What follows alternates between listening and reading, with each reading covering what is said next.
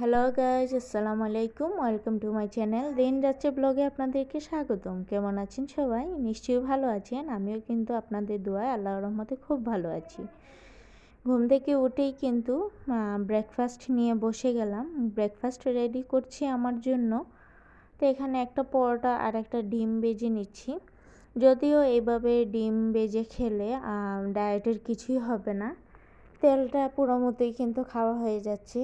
কিন্তু এই যে মাঝে মাঝে কিন্তু একটু মানে ডায়েট ছাড়া খাবার খেতেও ভালো লাগে বা ইচ্ছে হয়, সেই জন্য। আর ডিম ভাজিটা আমার এইভাবে পেঁয়াজ কাঁচামরিচ দিয়েই বেশি ভালো লাগে।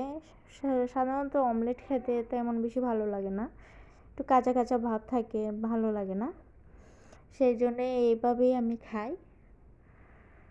তো এখন পরোটাটা একটু সেঁকে নিচ্ছি আর ডিমটা দিয়ে আজকে সকালে ব্রেকফাস্টটা করে নিব। আর আপনাদের সাথে আমার ডেইলি ব্লগ শেয়ার করছি। এখন আসলে আমি একদিন পর পর ভিডিও দিচ্ছি, সময়ের অভাবে করা হচ্ছে না। আর এর মধ্যে আবার এখন আমার হাজব্যান্ড একটু অসুস্থ হয়ে গিয়েছেন। দুদিন ধরে ভিডিও ভালো মতো ছাড়তে পারছি না, কারণ আমার হাজব্যান্ড অসুস্থতার কারণে সময় দিচ্ছি। বুঝেনি তো, একজন মানুষ, যে কোনো একজন ব্যক্তি যদি ঘরে অসুস্থ থাকে তাহলে তো আরও কাজের চাপ বেড়ে যায়।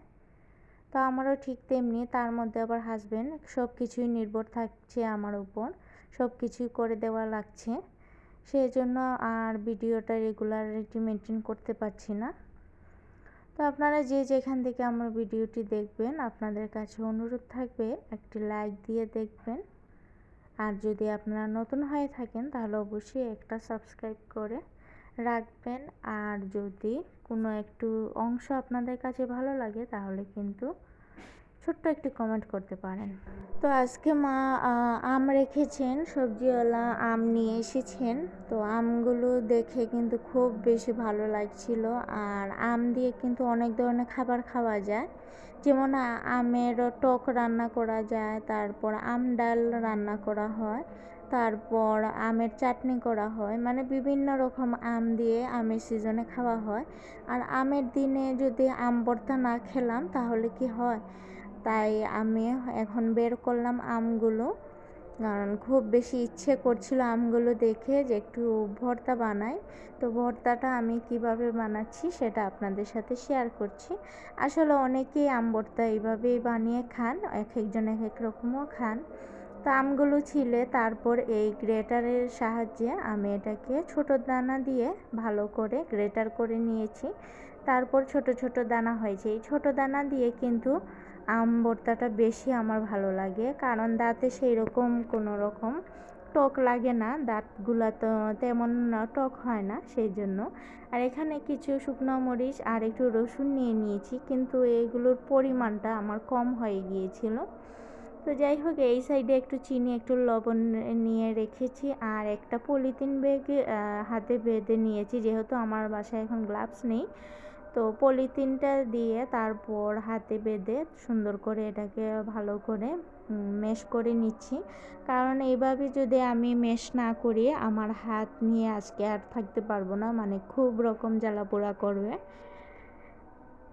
তো ভালো করে মেশ করে নিয়ে তারপর এখন হাত দিয়ে মাখাচ্ছি, একদম লবণ চিনি দিয়ে মরিচ দিয়ে ভালো করে আম ভর্তাটা মাখাচ্ছি। আর যখন আম ভর্তাটা করছি তখনই যেমন জিভে জল চলে এলো। আসলে টক জাতীয় যে কোনো খাবারই কিন্তু দেখা মাত্রই জিভে জল চলে আসে, এটা একটা অন্যরকম একটা শক্তি। তো যাই হোক, আমি যেরকম ভেবেছিলাম ঝাল হবে আসলে সেরকম ঝালই হয়নি। তারপরে আবার আমি আরেকটু মরিচের যে গুঁড়াটা হয়, সেই গুঁড়া পাউডারটা আর কি, সেটা দিয়ে আবার আমি নতুন করে একটু ছিটিয়ে নিয়ে আবার মাখিয়ে নিচ্ছি, দেখি এখন একটু ঝাল হয় কি না। তো এভাবে কিন্তু 2-3 বার আমি এটাকে ঝাল করেছি, কিন্তু তারপরও সেই রকম কোনো ঝাল হয়নি, মোটামুটি একটা লেভেলে ছিল, কিন্তু খেতে ভীষণ মজা হয়েছিল। আর আম ভর্তা লাস্টের পানিটা খেতে কিন্তু আরও বেশি মজা লাগে। তো আপনাদের কাছে আমার এই আম ভর্তাটা কেমন হলো প্লিজ কমেন্ট করে জানাবেন। আর আপনারা কে কেমন খান সেটাও জানাবেন। তো এই দিকটাতে আমার হাজব্যান্ড আবার আইসক্রিম এনেছেন। ওনার ইচ্ছে করছিল আইসক্রিম খেতে, কারণ জ্বরের মুখ, সেই জন্য জানে খুব বেশি অশান্তি করছিল, সেই জন্য উনি আইসক্রিম এনেছেন। ওই কৌটাগুলো আইসক্রিমগুলো উনি খান, আর এটা ভ্যানিলা আইসক্রিম এনেছেন সবার জন্য, যাতে আমরা সবাই খাই। তো আসলে আমার তেমন বেশি ভালো লাগে না এই ধরনের বক্স আইসক্রিম। আমার ভালো লাগে বেশি এই যে লাঠি দিয়ে যে আইসক্রিমগুলো থাকে সেগুলো। আর এই পোলার আইসক্রিমটা আবার খুব বেশি মজা, এটা চকলেট ফ্লেভারে ছিল। তো একটা আমার হাজব্যান্ড খেয়েছেন আর একটা আমি খেয়েছি। তো এই আইসক্রিমটা অনেক বেশি মজা।